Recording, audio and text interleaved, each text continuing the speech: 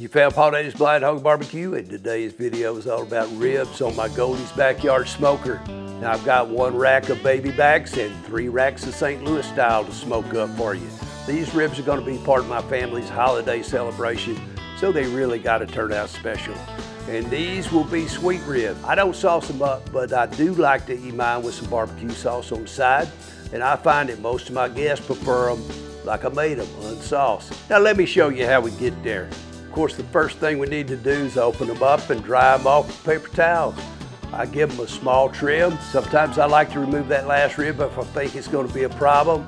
I like to trim that skirt down. It just makes for a better presentation. It makes for a better bite. Now, if you got any tags sticking out, then trim them off. Now, my preference is to remove the membrane on the bone side. And I find that generally speaking, the membrane comes off easier on the baby backs. But that wasn't the case this time. So if you have a rack that just won't give it up, then just score it in a diamond pattern with the tip of your knife and carry on as usual. It's just not worth fighting it. Only a hardcore barbecue veteran would ever notice the difference anyway. Now, of course, I'm not talking about competition ribs. That's a whole different world. They almost always take it off. And remember, I said that taking it off is my preference, but it's not absolutely a necessity. You get by without a binder. If you don't dry them off all the way, it'll still be a little sticky because they're kind of wet. But I have a strong preference to dry them off first and then use a binder. Now, yellow mustard's real popular. You could use cooking oil. You could even use water, maybe some warm water. But I really like to use Worcestershire sauce because it's known to add that umami flavor. And that means that they'll have a very savory taste. And the binder should be applied as evenly as possible. If you use mustard, you don't want it globbed up on one spot and thin on the other. You want to get a good thin layer all the way around. If you use Worcestershire, you really don't have to worry about that too much. The rub that I'm using is a modified 2-1-1 rub. The basic recipe for 2-1-1 is 2 parts black pepper, usually it's number 16 mesh, 1 part kosher salt, and 1 part Lowry seasoned salt. I've started modifying my rub by adding Knorr's beef bouillon. And just take the Lowry's part, and you want to make that half Lowry's and half Knorr's. Today I've got this rub in a Goldie shaker, but it is my modified version of the homemade rub. Now, you do have to keep shaking up the bottle to keep it properly mixed.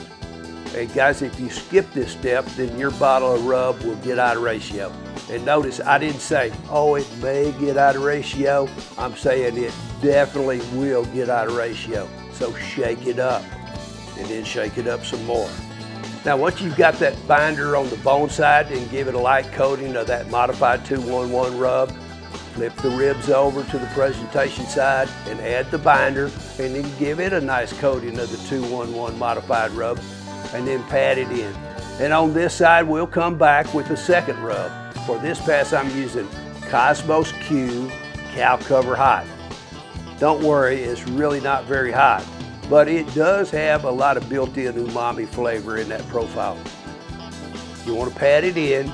And guys, it's not wrong if you want to hold the ribs in the fridge for several hours and then let that rub penetrate. But today, after about 45 minutes, then I'm going in the smoker as soon as it's ready. I've already got that smoker warming up. And I started with a clean firebox. Then I laid down some B&B charcoal briquettes right down the middle, lengthways. And my wood of choice in my part of Texas is red oak. This has the highest availability for me. And I put a medium split on each side of the charcoal. And then I'm using some small kindling splits that I lay perpendicular to each layer as you go up, about 3 layers high. I'm using a Greenwood propane torch. I've got one that's got the built-in starter button. It makes everything real easy to light. Now, back in the 70s, I wouldn't have thought twice about using some charcoal lighter fluid, but I gave that up a long time ago. I know a lot of people still use it. They still make it, they still sell it, and even a lot of big-name barbecue people use it. I know some restaurants even light off using it, and a lot of people also use those matchlight products. Now, it's a personal choice, but my recommendation is don't use it because we are what we eat. spend a few minutes getting the lid off real good. We want to get a real good cold bed going, and you want a target pit temperature of around 250 to 275 degrees. I used to cook my ribs way hotter on my Yoder Wise 1500 pellet smoker, and they turn out really good, but I think here on this offset, I've had better results with a more moderate temp. Now I laid the ribs out on the smoker, bone side down, and then I take the rack and push them together from end to end so it bunches up a little bit in the middle. It makes them a little bit thicker. Now this is a pretty simple cook. We're just gonna monitor the fire. We're gonna keep that temperature in range.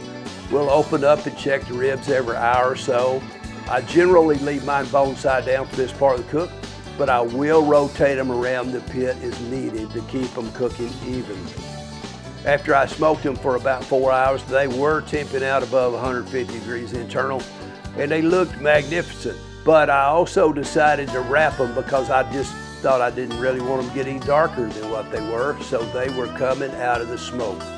Now for the wrap, we're gonna start meat side up, and I sprayed them down with, I can't believe it's not butter.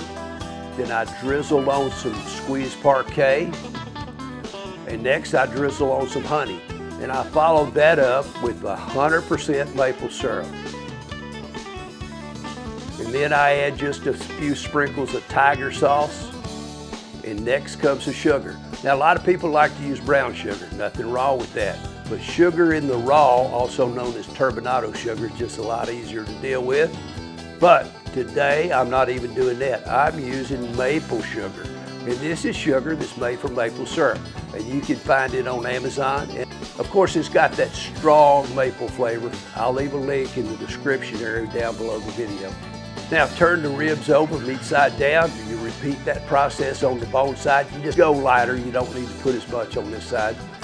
And then I like to wrap it all up in 2 sheets of heavy duty foil. And before you seal it up, it's always a good idea to look for any wayward bones that are sticking out, because they will puncture your foil, they'll drain your liquid, and they'll ruin your day. So if you got those bones, just pull them out. Now the ribs go back in the smoker, and you could stay at 250, or you can even bump them up a bit. Now you probably know that when the ribs are wrapped up, then they're through taking on the smoke.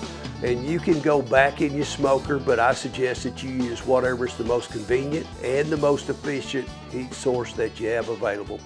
Now, I have a Coockshack Amerique electric smoker, and it's perfect for finishing up my barbecue. So these ribs are going into Coockshack at 275 degrees.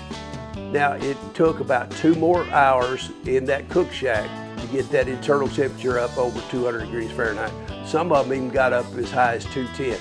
And the higher temps get more fall off the bone action. And trust me, friends and family usually prefer falling off the bone. We're not cooking competition ribs, so cook for your audience, because they'll love you for it. Now this whole cook went about 6.5 hours. I declared them cooked at about 5:30 p.m. and I reset the temperature on the Coockshack to 145 degrees Fahrenheit. This will be a holding temperature, and I bled the heat down by leaving the door open so I could get it to 145. And then I held them all night at 145 degrees. And I cut them up about 11 a.m. the following day. And I'm one of those people that believes that that longer hold period makes them even better. Now we can take the rack out of the foil, you set it aside, and I like to pour up all that sweet juice, put it in a jar or a container. It's just easier for me to cut the ribs when I'm facing the bone side up, and my knife of choice today is a serrated Dexter.